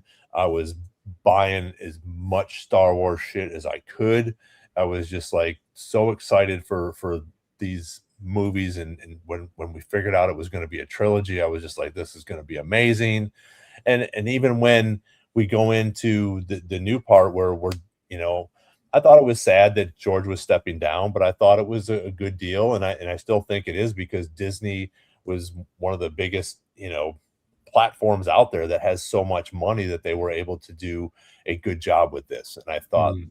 I think that they have done a good job. I think they've done a great job continuing with this, with Dave being involved in this, and now John, and so many other really cool producers and writers and directors for everything that we got coming out. But to answer your question, the prequels was what got me all in. Great answer. And unexpected answer, to be honest with you, considering you grew up with the originals. But well, and there was just such a long time in between, and that's what sort of, you know, was like for the first few years, even after, you know, 1983, it was like, okay, this is cool, this is fun. And you know, I had some really cool old Star Wars shirts and stuff, but it just sort of faded. We thought it was done. We thought it was over. You know, we're not going to get any more Star Wars. These were awesome. They'll be iconic for years to come, but it's over. Yeah. And 50 years later, we're still going, which is freaking awesome. It is awesome. Keeps giving too. Yeah. My answer is the same, but it's because I was a, you know, 3 or 4. I think it was 4 when I first really like consciously. I recall, I've said it on our interviews with people, all that kind of stuff. My parents taped A New Hope on TNT. It had like a special airing. They taped it. So my Star Wars experience was A New Hope with commercials from like, you know, I don't know what year it was on TV, but it was also special edition, you know, so I never, you know, it was whatever post that stuff because Phantom Menace was coming out. And then I saw Phantom Menace, so I saw them in a weird order. And I don't know what hooked me about it, but I was just obsessed with it. It was like a biblical experience, especially like for whatever reason, Phantom Menace felt like it was mine, you know, as a kid, like because my parents hadn't seen it. So like we saw it in the grocery store in the rental thing, and the whole rack was all Phantom Menace VHS tapes. So it was like, I want to watch that. And so that felt like it was mine. And then the prequel era was just huge for kids like myself. And I know Austin's in here, Jacob. It was huge. And we didn't know people hated them, you know, Right. and it was also a dense time. Like I was obsessive over it. I kind of am in general. Like if I'm into something, I kind of like solitarily like look to research everything about it and try to figure it out. So at that point, like most of the EU is already written or like still kind of coming out. Knights of the Old Republic came out. Video games were kind of like a pretty common part of Star Wars. The micro series, the original Clone Wars series, the 2D animation one was huge. That came out on a weekly basis. And then if you didn't see it, you missed it, you know? And that was all the answers you would get for between 2 and 3. So like that whole time was like a lucky time to have been hooked. And so prequels for me just felt like, as Star Wars does, it felt like it was mine. And I feel like that's how everybody feels. Like this is my thing. And so many people love it. I can like talk to people about like, this is a thing. Yeah. Look at us now. Yes. Yeah. You know, literally. I mean, 50 years from the beginning, but even what, 20, almost 30 years, you know, for you. And we're still here, you know, we're talking about it for 2 hours, you know, each week. Mike's talking about for 6 hours, along with other hundreds of podcasts out there. So they're doing something right. As much goofy hate and whatever is out there, they're still doing something right because they're still putting product out. So I'm going to do another one of Mike's. Yeah. Oh, that one. Okay. Yeah. Mind if I take this one first? Nope. Go ahead. My answer is yes, if we're ever going to do The Path. So from she, obviously Reva's from Kenobi. We got this sort of lore bomb that there's something called the Path and that Quinlan has been on it, and they're funneling Jedi through, and that's how, Obi-Wan kind of makes his way out of a situation. To me, my take on the Path, we all thought like a bunch of Star Wars stories were going to involve it after that, and nothing really occurred. But if they're going to do it, I see that as being the reason why Asajj has kind of been plugged back in to the equation. And Quinlan has been plugged back into the equation for the Asajj story. As much as people love her, we didn't need it, but we all love it. And we think she's a great character. Asajj would be an excellent character to follow through that kind of a story. And if that kind of a story popped up, Reva exits the Kenobi show with a pretty significant life-altering change of heart. That would be a good thing to contribute her efforts to, is the Path, Yeah. And whether that comes about in some other story, or if we ever get another Kenobi series, then I could see her coming back for that. Outside of that, I don't see it. But no, and I'm going to make this short and sweet. I agree with you. I think that's exactly what would happen. But again, she wasn't a favorite character. She got a little backlash as well. Another character I think that needed to be there. We needed to see Obi-Wan use her as he did. We needed to see, I think I always love seeing flashbacks to Order 66. I think it's fantastic that we get to see so many different perspectives, just like we did with Keller and Beck, and all these different things. Even was it not one of the other ones that they show, just with Cobb Vanth, showing, they got to see the Death Star being destroyed. So those things were cool. So I don't think that we're going to see her unless something like that, like the Path comes back, where she has a change of heart and she helps out. And to be fair, I'll just put out there, I think she got unfairly treated by the fans. I think that's an understatement. Yeah. Another situation where somebody got way more heat than they deserved, especially considering, in live action, for sure, the only Inquisitor that's had any depth, right? Like, objectively pretty cool story that you have an Inquisitor who survived and whose sole purpose is to get revenge on Vader. It's pretty cool.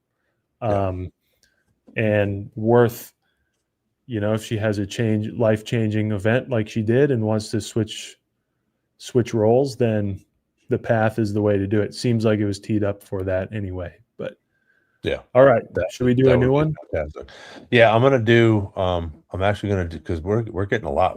This is awesome. I appreciate you guys so much, and this is gonna be a fun segment for sure. But I'm gonna try to go through these next three real quick and just give you my my opinion on those. So let's see here. So Mike also asked, when is Acolyte season 2? And then Holly asked predictions for Ahsoka season 3, when Ahsoka season 3 airs. So to answer both of those, Acolyte season 2, unfortunately, I still don't think we're going to get a season 2. I think we might get a spinoff of it, but I don't think that we're going to get Acolyte season 2, even with a little bit of the resurgence. I think that they're going to. I think because it took too much and too hard of a hit, that they're going to have to do something else with it. I think they could bring the Stranger back. I also think that you could see Vanessa Rowe again and do something with that timeline in the Jedi Order, and answer some questions for some people. But I don't think we're going to get a season 2 of the Acolyte. I think it'll have to be a spinoff. And then the second part for Holly, man, Ahsoka season 3. if we get it, who knows? This could be it. I love Mike's theory that uh, you know, at the end of season 2, Ahsoka has to stay on Peridia to control Abeloth, and that's why she's not around for a lot of these, battles that we, our original heroes are in. And I think that that's a good way to end it, to show that she's there to save the betterment of the all a different galaxy, and plus our galaxy, or the Star Wars galaxy. So So I think that. So go ahead. Holly did mention she meant to say season 2 for Ahsoka. Oh, Yep. I think it'll be at the beginning of the year. I Okay. think that I don't think it'll be too much in. I don't think it's going to be May or anything like that. We got April is yeah, it's got to be the beginning of the year, I think, because we were already expecting it for this year. Now we've unfortunately got a postponement until next year, and I think from what everybody was saying yesterday, early next year. So April is Celebration. I really think it's going to come out before Celebration, but at least I hope it does. So, what about you? Acolyte season 2 and Ahsoka season 2. I'm 100% with you. Acolyte season 2 is never going to happen, but what Acolyte season 2 would have been, I think, is going to happen. Does that make exactly what you said? Basically, Yeah. those stories, I think, will continue. It just the compromise is to trick everybody into thinking it's not the Acolyte, so it doesn't just get like bombed ahead of time like it did. I think they'll expand on the stories that we all wanted to see following it, and it'll be something different, but we'll all talk about it like it's season 2, and then Ahsoka season 2, I agree with you. I think spring of 27, depending on, I guess I have to look it up. Does Starfighter have a release schedule? Yeah, it's May. It's May again. Yeah, I'm pretty sure. Then yeah, I think and when is Celebration? April. Yeah, I think Ahsoka will be partially out during Celebration. I don't think it'll be done. I think it'll be like Kenobi was for the Celebration we went to. It'll be like well underway, and Celebration will talk about it. Or it'll be done by then, but right up until then, and then we have like the panels about it. Yep. So whatever date that puts that on. Yeah. But let's do this is an interesting one. Jacob had an interesting one. What's the one creature you could beat in a fight easily, would brag about fighting, and would avoid like blue Nile virus? So is this 3 different creatures? I think it's just one. Well, maybe It's not. like one that you could beat easily, one you would brag about fighting, and then one you would stay away from. Oh, interesting. Maybe I would definitely stay. Answer in the chat too. Yeah, that would be interesting. I would definitely stay away from that freaking huge ass snake that we see in Mandalorian and Grogu. That would be the one that I would avoid. Okay. The one that I could beat easily, I think, would be the Prog. And just step on the pork. Pork. Yeah. Okay. And the one I would brag about is I might not have any arms, but definitely I would brag about fighting a Wookiee. Yeah. Okay. Is this accounting for like us right now, or do we know the Star Wars universe? Like we've lived in it. That makes sense. Whatever. I mean, this is headcanon. This is just our answer. So whatever. I think I could beat no, I don't, never mind. Honestly, I think it, like chips were down, him or me, I could take out a Tusken Raider. I think if it were like that sort of thing. I don't know if we have weapons or not, but I think it could do it. It's like a person, but I would brag about like escaping like the thing in the the pit in Geonosis, the big spider from Felucia, the big Oh, thing. yeah. I don't think I think a person hauling ass could run away, and then I would tell people that I fought it. You know, and then what I would avoid, man, I don't know. I'd probably avoid most Star Wars creatures, to be honest with you.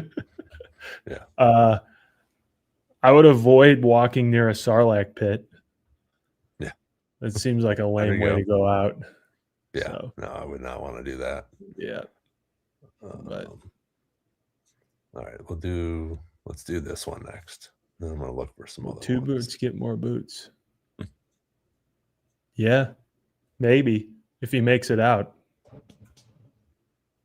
Yeah, I think so. I think he'll get Yeah. more boots. I think that was a play for him to show that. And now that he's gone, taken Brander's side and gone with them, I think it'll be interesting to see what happens with them next season. But I definitely think that we'll get some boots. I'm interested to finish up the series as well, the Mall comics, and just get a little bit more background. And that's why I also think, like we were talking about, we don't get to see actually Brander Lawson die in Maul, and he does see what Maul does to Daki, and pretty much this whole comic series is about the two of them. So I think we're going to have a little bit more story for all those guys. Sweet. So Mandalorian's N36 asked this earlier, and I saw it. I was like, ooh, I forgot to click on it. Top 5 strongest non-Force users in Star Wars. Do they have to be ranked, or can we come up with 5? Because I don't, ranking I would say just come up with 5, because that's, I mean, in strongest, are you talking about, I mean, Han Solo's not strong, but I would say that he's one of the stronger. Yeah, survivors in there. I mean, now if you're talking about strong non-Force user, you're talking about the Wookiees. Yeah. Mandalorian's N36, is this like physical strong, or like all encompassing, like, as a character? Because strength wise, you're right, Ron. Like you'd have a Wookiee, you'd have, I'm sure the Wookiees rivals, like what Bosk is, Trandoshans, I'm sure they're plenty strong. Right. Yeah. So let's go off of character, and like if you were to put them in a ring, with all their skills. So like Han's piloting skills count, that sort of thing, or someone's shooting ability counts. So let's go on that. Okay. All right. You want to go first? Or you want me to? You want to ping pong them, so I'll come up with one. You come up with one. Okay. I'm going to stick with Han. Okay. I think that's a good one. I think he's a strong non-Force user in different capacities. Being a smuggler, being a pilot, being being able to shoot, and that was one of the things I did like about the sequels, is you can go back and and he's just, before he dies, unfortunately, spoiler alert, he just turning around and he's just shooting, and he's hitting everybody. So I think he has skills with the blaster as well. So I think that he's definitely one of the stronger non-Force users. That's a great pick. Anyone who's heard me rant about Attack of the Clones is going to know what I'm going to say. Jango Fett was the first person I thought of. Would love to get more, like my Dream Tales series is about Jango Fett and about his recruitment. I think because we love Boba so much, we might like underrate Jango Fett, baddest MFer in the galaxy that isn't a Jedi or a Sith, right? So he's the first person that came to mind when I read that question. But I've seen some others in the chat that are very significant. So who you got next, Ron? Well, I'm gonna play off of that. I'm gonna go with Boba. There you go. Mean, that's where he Boba is, one of the baddest bounty hunters in the galaxy during his, generation, so to speak. And he learned it all from Django, along with, some of the bounty hunters that he was out with. But, he got a lot of it from his dad, and especially his, I think his anger for what happened to his dad helped build that anger. And as we see now, I know some people don't think he's as bad as an MFer as he once was, but after training with the Tuscans and stuff like that, I thought he's even more dangerous at this point. Maybe he's got a little bit more of a heart, and it is what it is. But now that he can, the gaffy stick and all those type of things, now I think he's definitely up there.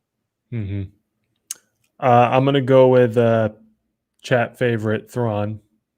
I feel like probably should have been our number one, but hey, you asked us. We're the ones who get to. I'm just kidding. That's right. Yeah, Thrawn is like the ultimate non-force user villain that you could have in Star Wars. He's brilliant. He's also kind of mysterious in his interests, or like his self-interest, at least in current canon. He's like the only guy that could be heir to the Empire and have it be a real big problem, as we see throughout Legends, current canon. As Steve just said in the chat, Big Blue Meanie. And in Rebels, and also in the Timothy Zahn books that are currently canon, like dude can fight too. It's not just him, being smart and outplaying everybody. Like, can hold his own. He's fighting those robots and rebels and stuff, and he knows what he's doing. And anyone, like, I'm mainly speaking to my parents in the chat. If you don't know who Thrawn is, he's a Big Blue Meanie in Ahsoka. And if you could think of, like, if you were an Imperial person and the Emperor and Darth Vader are gone, this is the guy that could come into leadership that would make you feel like, oh, okay, things are fine. Like what non-force users can say that in Star Wars? Yep. So all right, Ron, you're up. We have 4. Do you want to do 5 each or 5 total? Let's do 5 total, because we got a couple other things in there. But I'm gonna go with Chopper Base and say Chopper. I think Chopper is one of the strongest out there. I mean, he's gone through it with Hera. He's gone through it by himself. Same with R2, but I think that Chopper has a little bit more insight, a little bit more deviant and anger issues, let's say. So he's disguisable. He's been able to infiltrate into the Empire a lot. So I think that's part of it. And then like Chopper Base says, he does have the highest kill count. So he's definitely a one of the stronger non-force users, I feel like, in the galaxy. Yeah. And some honorable mentions before we move on. Obviously, R2, he's mentioned. Cad Bane kind of holds his own throughout all the Clone Wars against everybody who is a Force user. Like whoever is a Force user against him can't do it. I would also throw. God, I just lost my train of thought. Maybe we should throw Grievous in there while you're thinking. Yeah. He's not a Force user. One. Yeah, true. Very true. He takes a bunch of lightsabers from a bunch of Jedis. Yeah, very true. You could throw any high-level Mandalorian in there too. I think we just picked the 2 more iconic ones, but yeah, I just saw in here Poe. There's a lot of Din Djarin is a big one. 5 isn't for sure. 5 is never going to cut it, but anyway, that was a great question. Yeah, I think like you said, and as we saw in those 25 minutes, Mhm. And season 1 through 3. I mean, Mando's a badass. Mhm. He just goes in. I was just watching the one when he put Grogu on the Seeing Stone, and him and Fennec are going after all the stormtroopers, and he's just like, "Let's go!" And he's just walking in, and he's just getting pelted in the Beskar, and he's just going after it, you know. And then some of these things that we see in the trailer for the Mhm. Mandalorian and Grogu movie, yeah, he's definitely up there, I think, for sure. Mhm. All Yeah. right. What else we got, I people? like some of these little head to heads Yeah. that we had going on. Gar Saxon and Din Djarin, I think. Um, Gar Saxon and Devin. I think at the beginning of Maul, Gar Saxon, but I think now that Devin has sort of got a little bit of that rage in her, and the way we saw her fight against both of those Inquisitors, I think that she could is badass as Gar Saxon is. And I know he's defeated a bunch, but I think that she could possibly, if she lets her rage control her, I think she could possibly beat him. Yeah. It's my exact answer. I'm with you. I think Din is also not just a great warrior, but he's a survivor. Yeah. We'll see if that occurs, Mike, in this movie. But you know, Gar Saxon is very cool though. Yeah. Hit us. We still got a lot of time for questions. Hit us with them. We got Rook Cast and Fennec Shand. I'll let you take that one. I feel like some of these questions you just got to go with your gut and be willing to take it on the chin if you're wrong. But my gut told me Rookcast. Okay. So Fennec's awesome. I think Rookcast made it through a lot, and the only person who took her out was the guy, So Vader. Yeah. But anyway. Jacob's got a good one. Squadron of Imperial Commandos versus Squad of Death Trooper from Rogue One. What do you think?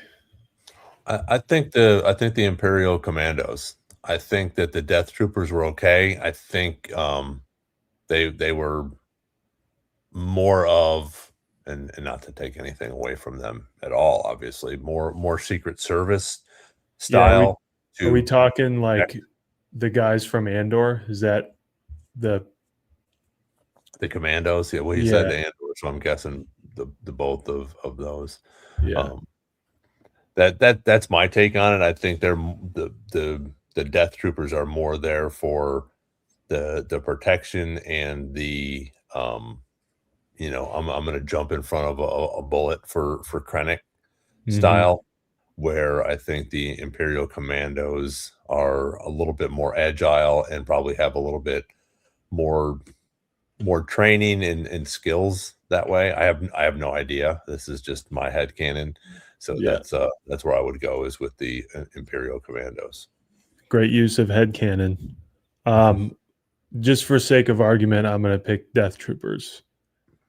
Just because they look really cool. No, I liked when Rogue One was coming out, with Catalyst, the book, and the visual dictionary and stuff. I liked how much effort they put into making the Death Troopers be more than just like a different looked stormtrooper, and how like their communications are encrypted. That's why they sound weird when they talk in Rogue One and all that stuff. So it struck me as like Delta Force, so like kind of what you just said, but the other way around. It always has struck me that the Death Troopers are they're the ones coming in to storm the beach when things are popping off, But I guess we'll never know unless we do what my dad just recommended. Did anybody in the chat ever watch the show Deadliest Warrior? That show slapped. Ron, did you ever see that? I don't think so. They would take two warriors from history that would have never ever fought each other and would like test their weapons and test all this stuff, and then they would run a simulation on who would win. Oh, that's And cool. so it'd be cool to do like a little tournament between the Jedi chat of head to heads. Yep. All give our takes. It'd be kind of also like a courtroom setting. We'd have to give our reasons for Yeah. But yeah, you definitely have to give reasons. You can't just be like, oh, I think this would win, this person would win, or this creature would win because just because I think so. But yeah, that makes it more interesting as well if we give our explanation for it. We missed this one. Sorry if I interrupt you. Nope, we go missed ahead. that one before. Where's Ben Solo? I think we'll see him. I think he'll be brought back to life, or he'll have survived, or whatever has happened. I think we'll see him again. I think that the whole hunt for Ben Solo has sort of trailed off a little bit just because of Maul and Shadow Lord, and Mandalorian and Grogu. But I think that everything that we saw for that with Adam Driver, sort of, putting this forward, I think that we'll eventually see Ben again. I agree. Like, I don't know what'll happen with the hunt for Ben Solo, but I'm kind of convinced, at least for now, that in the wake of them not being able to do it, they kind of tore it apart and are using elements of whatever their plan was for other things, maybe like Starfighter, but I think we'll see him again. I don't know where he is. We've had lots of talks with Mike and Derek about how it could work. But I think if it was that cool that everyone at Lucasfilm got everything ready to go, it was basically a done deal, then it's probably something that wouldn't have been expecting, or is just cool enough to where we just need to sit back and enjoy it. But I hope to see it one day. Yeah. Or at least read about it. I mean, if they're not going to do it, just tell us what happened, Yeah. I think that's the thing. Well, eventually, right. We have all the concept art and like storylines for what episode 9 was going to be before Colin Trevorrow got fired. So if they're not doing the hunt for Ben Solo and they're not using any of those things for other projects, I think we'd know already.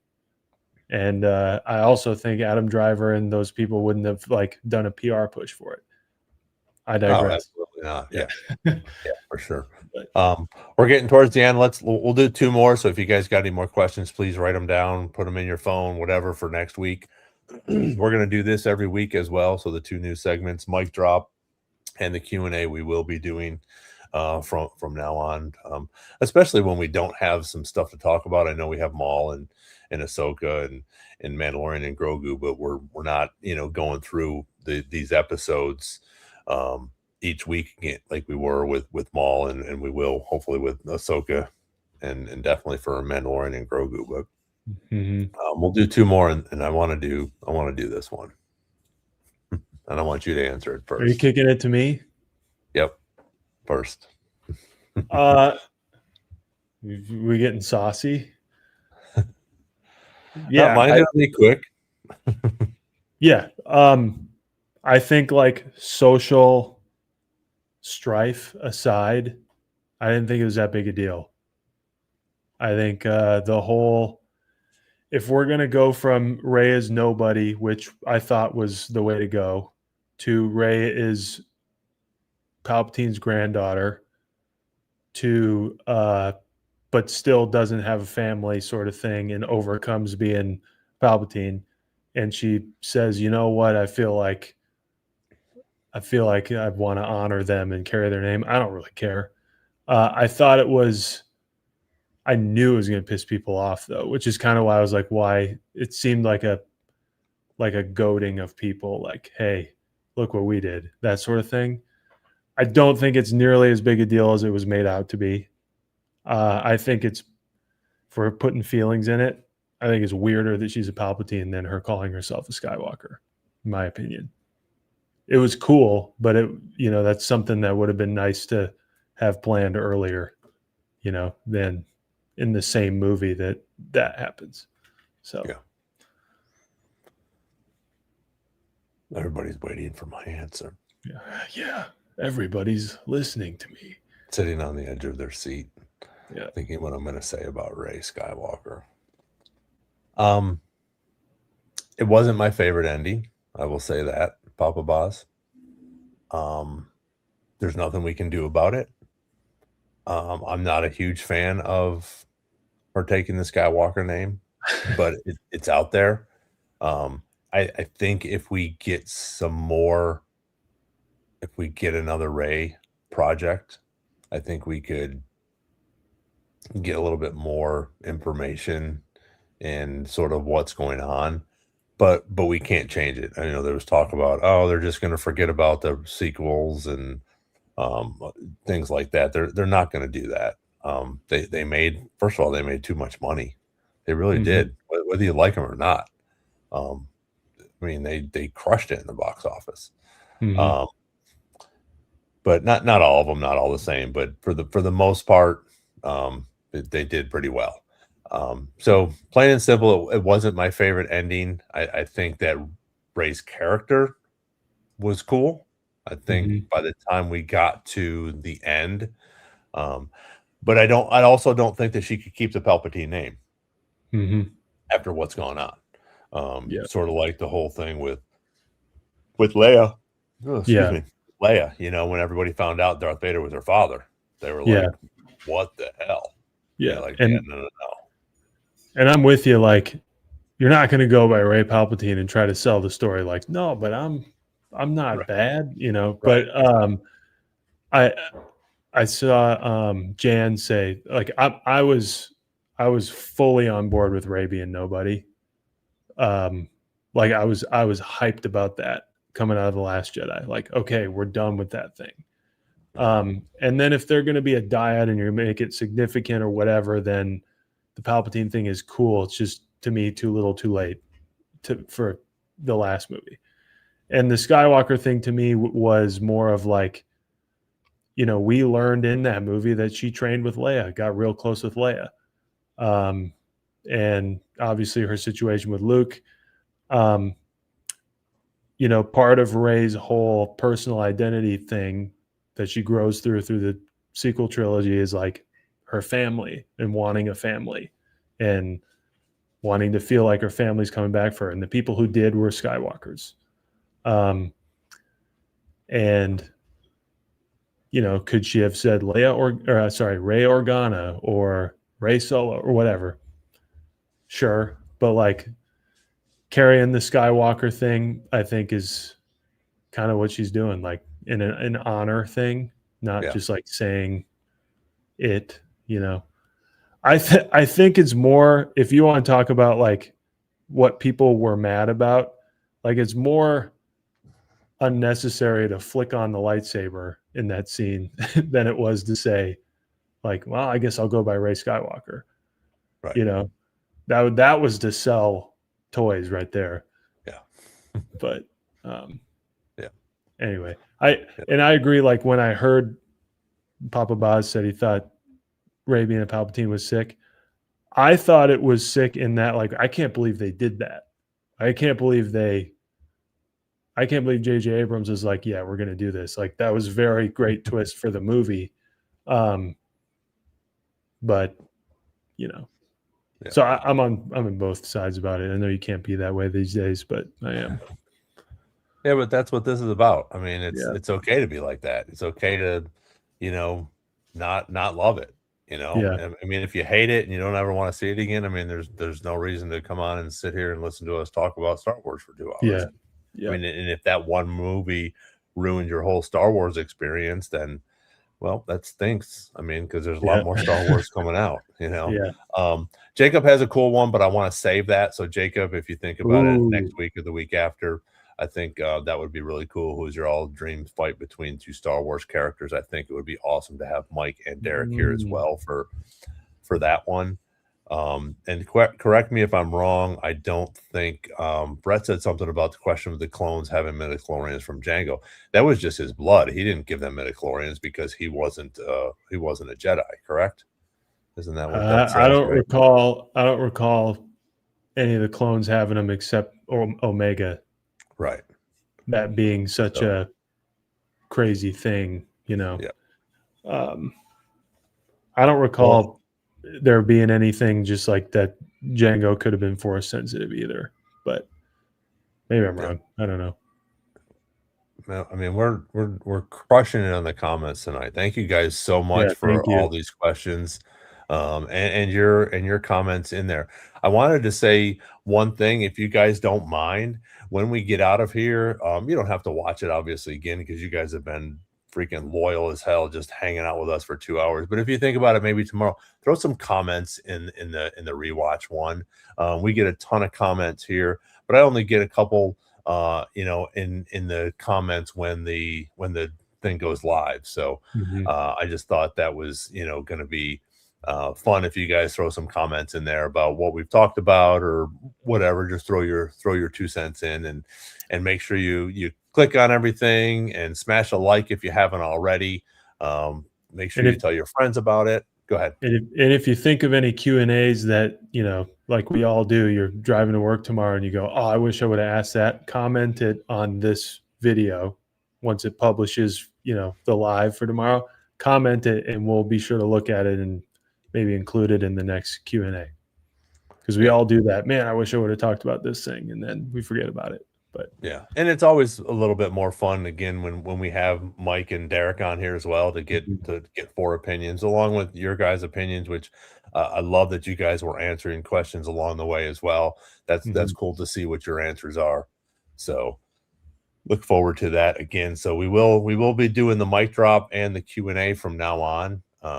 Just to make it a little bit more fun, a little bit more different, put some energy in here and also to get answers from everybody. It's fun to find out what people are thinking about. That's maybe not a Maul series or the Mandalorian and Grogu movie, because Star Wars is so big and there's so much more out there that we can talk about. And it's just fun to sit here and chat with you guys. So appreciate everybody that did put their comments in here. Yes, and I will answer this one more question. We did get celebration tickets. No VIPs, unfortunately, but I'll definitely be going. I think Nick and Mike will probably be heading off there as well. I'm still hoping to see if some of these prices drop down for celebration as the year goes on. I would definitely love to get a VIP. I did spend a little bit more in either 19 or 22, whatever the last VIP I had was, because I had to buy it, offline from someone that actually was really cool. Obviously, they made some money on it, but they couldn't end up going. So, and it was actually through a person that wasn't through a scalping company or anything like that. And it is a pain in the ass to switch names and everything over so that you get there and get the right ticket and get the right pass and laminate and all that stuff. So if you guys are looking to buy, whether it's a weekend or a day pass, or if you end up spending a shit ton of money on a VIP pass, make sure it's all legit before you go ahead and spend all that money on that. So yeah, and make sure you have all the changes handled well in advance so that there's no surprises when you get there. Yeah, you're not walking up to the kiosk and they're like, "Oh, sorry, you can't get in." That'd be so awful. For sure. We will be live next week. We have another fun type of thing like this. I'm looking to hopefully get a studio up there and do our podcast up in Boston with Mike, another content creator, and we'll see who else we can get on there. I know Mike will definitely be back Tuesday. Check his Discord, check his streaming and podcast and stuff. I know he has some videos that he's going to drop and some shorts while he's gone, but I don't think he's got a podcast tomorrow or Saturday. I'm sure he'll be back on Tuesday. Then we'll all be together Wednesday and Thursday for the Mandalorian and Grogu. So we'll get some more predictions for Mandalorian and Grogu, see what else happens. Maybe we'll get some more information. Maybe we'll even get a leak of some Ahsoka stuff, which would be cool. I think that would sort of help dull the pain a little bit when we were, getting all that stuff situated. And they told us, yesterday, they told us that Ahsoka was going to be postponed. God, please, no! No! No! No! So hopefully we'll find out when that is. Anything else before we get out of here, buddy? That's it. Thank you.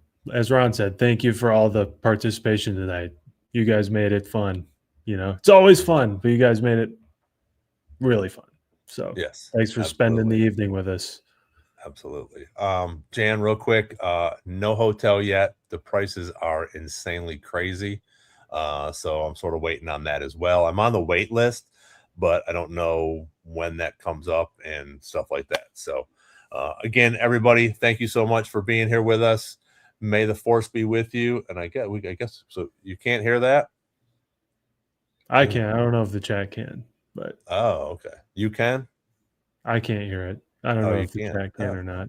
All right. Well, anyways, it was the Cantina music. But until next time, may the force be with you. We'll see you on the next Star Wars Jedi Chat. Y'all have a good evening.